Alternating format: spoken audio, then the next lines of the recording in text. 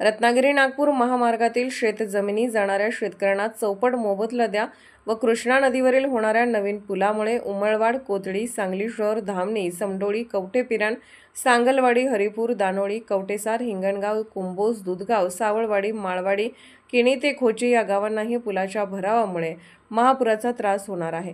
कृष्णा नदीवर फक्त 6 पिलरचा पूल प्रस्तावित केला असून बाकी सर्व 3 किलोमीटर भरावं होणार आहे।